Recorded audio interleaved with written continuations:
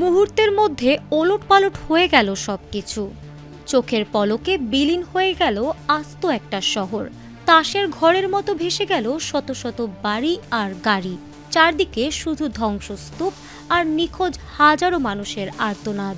নেপালে হঠাৎ ধেয়ে আসা এই ভয়াবহ আকস্মিক বন্যা দেখে পুরো বিশ্ব আজ স্তব্ধ।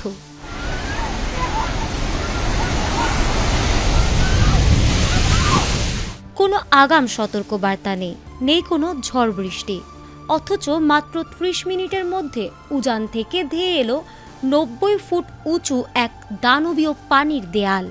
নদী উপচে চোখের পলকে সব শেষ। এই অবিশ্বাস্য তাণ্ডব দেখে সবার মনে একটাই প্রশ্ন, এই বন্যা কি আসলেই স্বাভাবিক কোনো প্রাকৃতিক দুর্যোগ, নাকি এর পেছনে লুকিয়ে আছে অন্য কোনো গল্প? এটি কি কোনো দেশের পূর্ব পরিকল্পিত হামলা, নাকি নেপাল ধ্বংসের পেছনে কাজ করছে অন্য কোনো অদৃশ্য মহাশক্তি?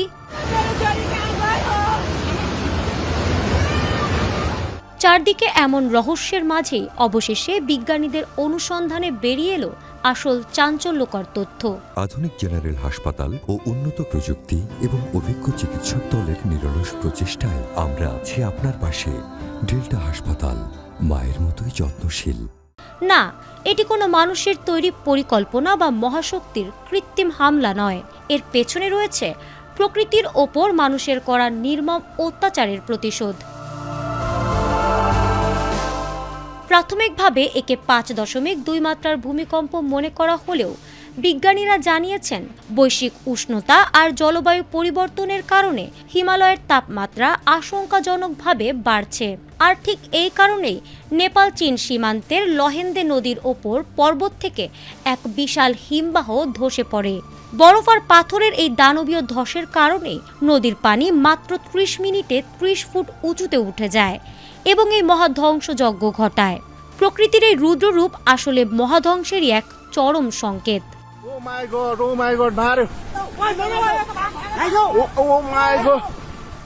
এই আকস্মিক বন্যায় নেপালে এখন পর্যন্ত অন্তত ১৬২ জনের মরদেহ উদ্ধার করা হয়েছে। তবে সবচেয়ে বড় শঙ্কা তৈরি হয়েছে নিখোঁজদের নিয়ে। নেপাল ও তিব্বত মিলিয়ে প্রায় ৮০০-র বেশি মানুষ এখনও নিখোঁজ, যার মধ্যে ৩ শতাধিক বিদেশি পর্যটকও রয়েছেন। তিমুরে বাজার এলাকা এখন মাটির নিচে। কাস্টমস পয়েন্টে দাঁড়িয়ে থাকা ৩ শতাধিক পণ্যবাহী ট্রাক তাসের ঘরের মতো ভেসে গেছে। রাসুয়া ও ধাদিং জেলা এখন শুধুই কাদার স্তূপ। বিজ্ঞানীরা সতর্ক করেছেন, শঙ্কা এখানেই শেষ নয়।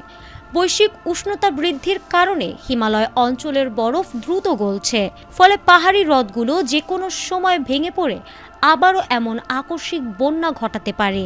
পাহাড়ে জমে থাকা কাদার স্তর ও আলগা পাথর সামান্য বৃষ্টিতে নতুন করে ভূমিধস নামাতে পারে, যা পুরো অঞ্চলের জন্য বড় বিপদের সংকেত।